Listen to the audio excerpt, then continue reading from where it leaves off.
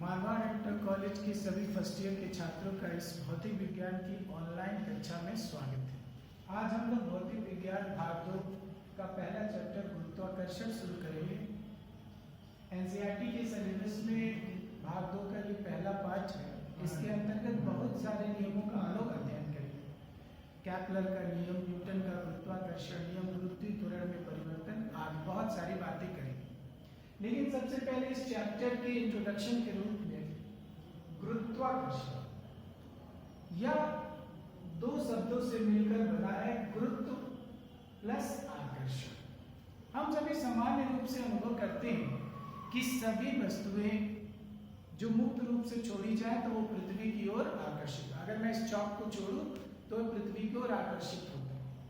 जैसे वर्षा की बूंदें भी पृथ्वी की ओर जाती, फल टूटने के बाद पृथ्वी की ओर गिरता है। अब इस भौतिक परिघटना के संबंध में वैज्ञानिक ये सोचने को बाध्य हुए कि आखिर इस आकर्षण बल का कारण क्या है। आखिर यह पृथ्वी क्यों मुक्त रूप से गिरती है, वस्तुओं को अपनी ओर आकर्षित करती है, और दूसरा कि इसका मान कैसे, क्या ये आकर्षण बल है तो इसका मान क्या है। इन दोनों प्रश्नों के अंतर्गत वैज्ञानिकों ने बहुत सारा अध्ययन किया। चूंकि पृथ्वी हमारे सौर मंडल का एक ग्रह है, अतः उनका ध्यान ग्रहों की गति पर भी है और इसके अंतर्गत बहुत सारे मॉडल प्रस्तुत किए गए। जैसे टॉलमी ने एक मॉडल दिया जिसे हम लोग कहते हैं भूकेंद्रीय मॉडल। उन्होंने कहा पृथ्वी केंद्र में है और सभी ग्रह उसका परिक्रमण कर रहे हैं। कालांतर में यह मॉडल बहुत सफल साबित नहीं हुआ। एक भारतीय वैज्ञानिक आर्यभट्ट ने भी तथा निकोलस कोपर्निकस ने एक दूसरा सूर्य केंद्रीय मॉडल।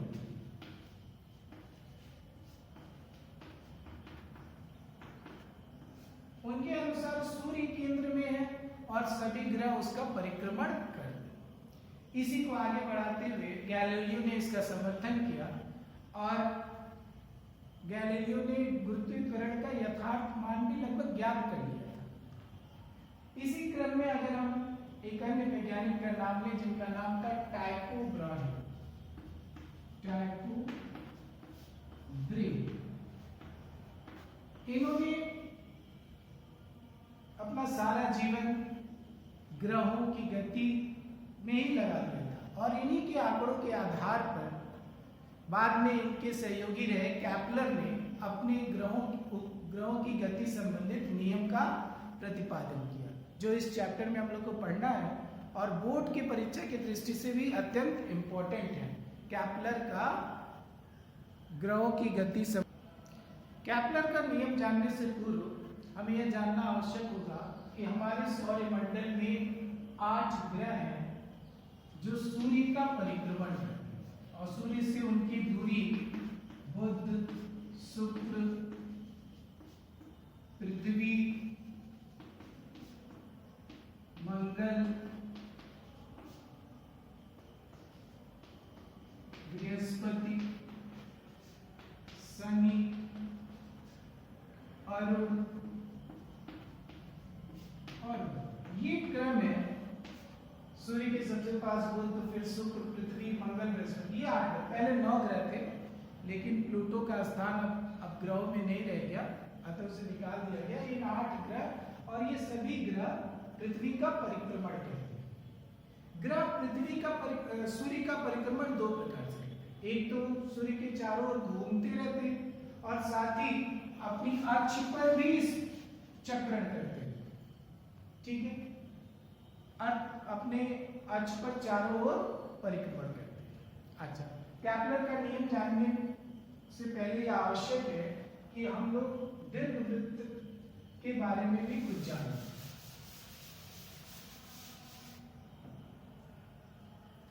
दीर्घवृत्त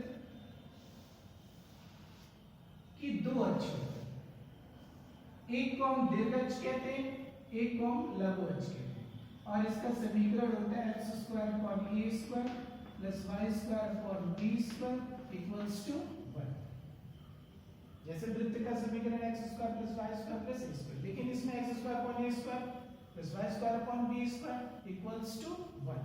अच्छा, किसी भी दीर्घवृत्त की दो नाभियां होती हैं या दो फोकस होते हैं, इसको कहते हैं हम लोग माइनस ए0 और ये है प्लस ए0, यानी कि दीर्घवृत्त के दो फोकस होते हैं।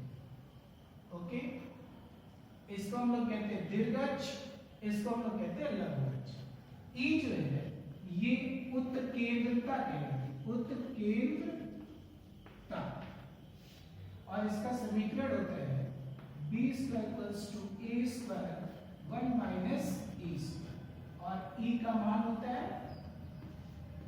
0 से बड़ा, और अगर e 0 से तो यह वृत्त का समीकरण बन जाएगा। साथ ही एक और प्रॉपर्टी ये है दीर्घवृत्त की कि इसकी दो नाभियों से, एक तो फोकस 1 ये हो गया, फोकस 2 ये हो गया, जिसको हमने नाभिका जिसका माइनस ए0 प्लस ए0, दीर्घवृत्त की परिधि पर कोई बिंदु हम ले लें और इसकी नाभियों से मिला लें, मान लो यह बिंदु ए है, तो AF1 प्लस AF2, और कोई दूसरा बिंदु ले लें B, तो ये दूरी is equals to BF1 plus BF2, यानी कि इन बिंदुओं से इनके दूरियों का योग हमेशा बराबर होता है। दीर्घवृत्त के बारे में इसलिए मैंने जानकारी दी क्योंकि कैपलर के नियम में हम दीर्घवृत्त की कुछ प्रॉपर्टीज का यूज करेंगे। ओके, अब हम लोग कैपलर के नियम की ओर बढ़ते हैं। कैपलर के ग्रहों की गति संबंधित 3 नियम हैं, जिन्हों की मैंने बोर्ड पे लिख दिया है। पहला नियम है कक्षाओं का नियम, लॉ ऑफ ऑर्बिट। दूसरा नियम है क्षेत्रफल का नियम, लॉ ऑफ एरिया, और तीसरा है आवर्तकाल का नियम। इन 3 नियमों के आधार पर कैपलर ने ग्रहों की गति को समझाने का प्रयास किया था। उन्होंने सूर्य को केंद्र में रखा था और इन 8 ग्रहों के परिक्रमण के बारे में अपने अध्ययन को बताया। तो हम सबसे पहला नियम देखेंगे जिसे हम लोग कक्षाओं का नियम। यह नियम कहता है कि प्रत्येक ग्रह सूर्य के चारों दीर्घवृत्ताकार कक्षा में परिक्रमण करता है। इस नियम के अनुसार प्रत्येक ग्रह जो है सूर्य के चारों ओर दीर्घवृत्ताकार, मान लो ये कोई ग्रह है तो यह सूर्य, और मान लो सूर्य के चारों ओर दीर्घवृत्ताकार कक्षा में परिक्रमण करता है, और सूर्य दीर्घवृत्त के किसी एक नाभिक फोकस पर स्थित होता है, यानी कि यहाँ किसी एक फोकस पर स्थित होता है। यह इसका पहला नियम। मैं फिर से एक बार रिपीट कर रहा हूं। इस नियम के अनुसार प्रत्येक ग्रह सूर्य के चारों ओर दीर्घवृत्ताकार कक्षा में परिक्रमण करता है और सूर्य सदैव दीर्घवृत्ताकार कक्षा की किसी एक नाभि पर स्थित होता है। इसी तरह कैपलर का जो दूसरा नियम है, जिसे हम लोग क्षेत्रफल का नियम कहते हैं, इस नियम के अनुसार किसी ग्रह को मान लो कि यहाँ नाभि पर सूर्य है और यह कोई ग्रह है। अब यह नियम कहता है किसी ग्रह को सूर्य से मिलाने वाली रेखा समान समयांतराल में समान क्षेत्रफल पार करती है। किसी ग्रह को सूर्य से मिलाने वाली रेखा समान समयांतराल में समान क्षेत्रफल पार करती है। यानी कि मान लो यह ग्रह अभी यहाँ पर है और डेल्टा टी समय के बाद बिंदु बी पर आया, तो इसने इतना क्षेत्रफल तय किया सब। तो यह नियम कहता है कि कहीं भी अगर हम देखें, मान लो सी से डी पर डेल्टा टी समय में देखें, तो यह भी क्षेत्रफल, अगर यह क्षेत्रफल सपोज करो A1 है और यह क्षेत्रफल A2 है और समान समयांतराल में पार हुआ है, तो यह A1 is equals to A2। मैं नियम को फिर से रिपीट कर रहा हूं। कैपलर ने कहा किसी ग्रह को सूर्य से मिलाने वाली रेखा समान समयांतराल में समान क्षेत्रफल पार करती है। यानी कि जब भी हम इस समान समयांतराल लेंगे तो उसके द्वारा पार किया गया क्षेत्रफल समान हो। इसका मतलब कैपलर कहना चाह रहा है कि जब दीर्घवृत्ताकार कक्षा में कोई ग्रह परिक्रमण करता है तो उसका क्षेत्रफलीय वेग नियत होता है। Areal velocity is constant. इसका मतलब कैपलर कह रहा है कि जो क्षेत्रफल है A बटा डेल्टा A बटा डेल्टा T यह नियत होगा। डेल्टा A मतलब पार किया गया क्षेत्रफल, डेल्टा T मतलब समयांतराल और इसको हम लोग कहते हैं क्षेत्रफलीय वेग। क्षेत्रफलीय यानी कि यह नियत होगा, यह इसका नियम नंबर 2। अब जो कैपलर का दूसरा नियम है ये बड़ा इंपॉर्टेंट है कई दृष्टिकोण से। कैपलर के दूसरे नियम से पहली चीज तो हमें ये क्लियर हुई कि क्षेत्रफलीय वेग जो होगा वो उपग्रह का delta A upon delta T नियत है। ओके, साथ ही इससे एक बात और क्लियर होती है जो कैपलर ने स्पष्ट किया।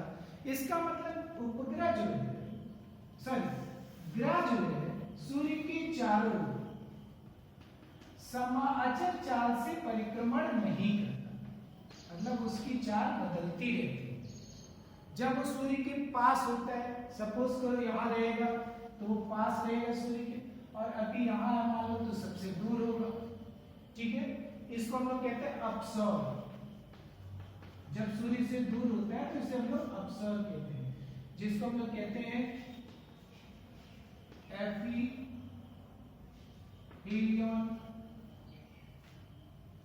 और इसको हम कहते हैं उपसर्व।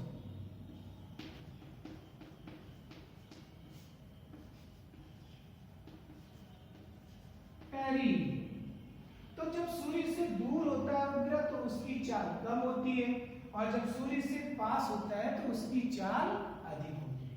तो इसका मतलब जो दूसरा नियम है कैपलर का वो ज्यादा इंपॉर्टेंट है, उससे हमें जानकारी होगी। नंबर 1 क्षेत्रफलीय वेग नियत होगा, साथ ही उपग्रह अचल चाल से परिक्रमण नहीं करता दीर्घवृत्ताकार कक्षा की। जब वह सूर्य के से दूर होता है तो उसकी चाल कम होती है, और जब सूर्य के पास होता है तो उसकी चाल अधिक होती है। इस स्थिति को जब सूर्य के पास होता है उपग्रह तो उपसौर की स्थिति कहते हैं, और जब दूर होता है तो इसे हम लोग अपसौर कहते हैं। साथ ही तीसरी बात जो बोर्ड परीक्षा के लिए भी बहुत इंपॉर्टेंट है, कैपलर का तीसरा नियम कहता है कि परिक्रमण करते हुए ग्रह का कोणीय संवेग नियत होगा। यानी कि डेल्टा A बटा delta T is equals to, जो क्षेत्रफलीय वेग नियत है, इसके आधार पर हम कह सकते हैं कि इसका कोणीय संवेग भी नियत होगा, जिसे हम प्रूव भी करेंगे। पहले हम लोग कैपलर का सारा नियम पढ़ लें, उसके बाद इस द्वितीय नियम के आधार पर कोणीय संवेग संरक्षण का नियम भी हम लोग प्रूफ करेंगे। कैपलर के द्वितीय नियम के आधार पर मैंने कहा था कि क्षेत्रफलीय वेग नियत होगा, और इसके आधार पर हम लोग कोणीय संवेग संरक्षण का नियम सिद्ध करते हैं, that is equals to G upon 2U। अब इसको हम अगले लेक्चर में सिद्ध करेंगे, क्योंकि अभी कैपलर के नियम के बारे में चर्चा कर रहे हैं। पहला नियम हमने बताया कक्षाओं का नियम, दूसरा नियम क्षेत्रफल का नियम, और तीसरा नियम जो है आवर्तकालों का नियम, लॉ ऑफ टाइम। यह नियम कहता है कि दीर्घवृत्ताकार कक्षा में जब कोई ग्रह परिक्रमण कर रहा है तो उसके आवर्तकाल का वर्ग, मतलब एक परिक्रमण करने में लगे समय का वर्ग, जो दीर्घवृत्ताकार कक्षा की दीर्घअक्ष अर्धदीर्घअक्ष, मैंने बताया था शुरुआत में कि दीर्घवृत्त की प्रॉपर्टी होती है कि उसकी दो अक्ष होते हैं, एक दीर्घअक्ष एक लघु अक्ष।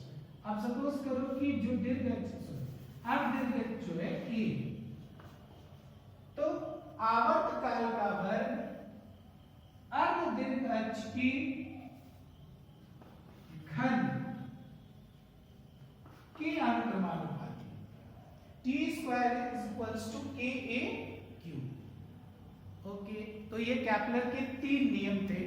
पहला कक्षाओं का नियम, दूसरा क्षेत्रफल का नियम और तीसरा आवर्त कालों का नियम।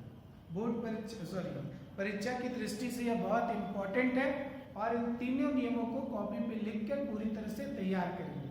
अगले लेक्चर में हम लोग कोणीय संवेग संरक्षण का नियम देखेंगे जो केपलर के द्वितीय नियम पर आधारित है। धन्यवाद।